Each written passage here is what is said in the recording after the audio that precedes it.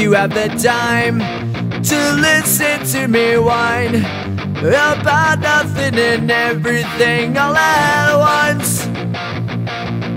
I am one of those.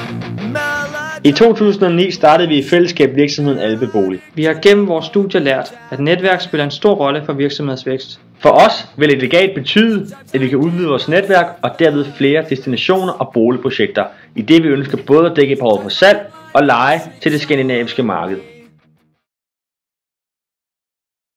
I've been spending most of my spare time creating apps for the iPhone. We founded Shape out of a common passion for developing apps with so much attention to detail that users will simply fall in love. In Shape, we have a dream of creating something truly magical. An app that will be at the fingertips of millions of people around the world. And we are Shape. Vi har taget de sociale medier og krydset dem med e-handel, og ud af det har vi fået en webportal, hvor handlende på internettet kan samle sig i købekollektiver. Det er fuldstændig gratis for købere. Et legat vil give iVote et kæmpe løft. Pengene vil gøre det muligt at udvide vores computerversion med en beta-version til de mobile platforme.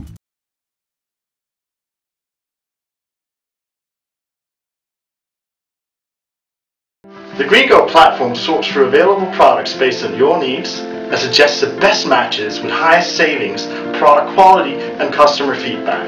We created GreenGo to make it simple and easy to go green and save money from day one. We have got a beautiful planet and we would like to keep it that way. The scholarship for the 40,000 kroner will allow me to work full-time for the company till we get one. Duran Develop hjælper kunderne med at fastholde de her specialister.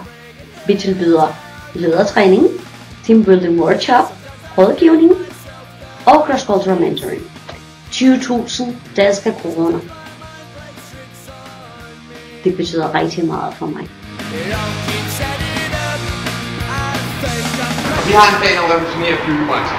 Måden vi vil gøre det på er ved at kommercialisere byggeteknologi, super light structures. Det var virksomheden til daglig. Vores rolle i projekter har været at få bragt teknologierne fra forskning til marked. Legatet fra CCE vil udover at være et enormt rygklap også kan hjælpe os mod vores endelige mål at revolutionere byggebranchen.